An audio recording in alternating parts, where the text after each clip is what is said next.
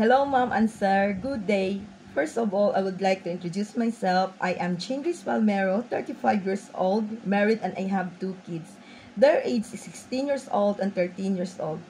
My first work experience in abroad was started on 2013 until 2019.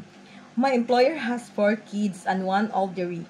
Their age is 11 years old, 9 years old, 7 years old, and 3 years old, and the elderly is 83 years old disabled.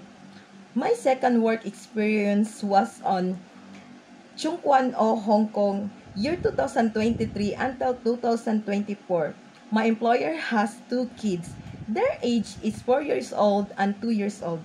Ma'am, sir, if you hired me, I can promise to you I will do my best. Especially, I have more experience taking care of the kids, elderly, cats, and everything. I am good in the work because I start working at age 14 years old. Thank you, ma'am and sir.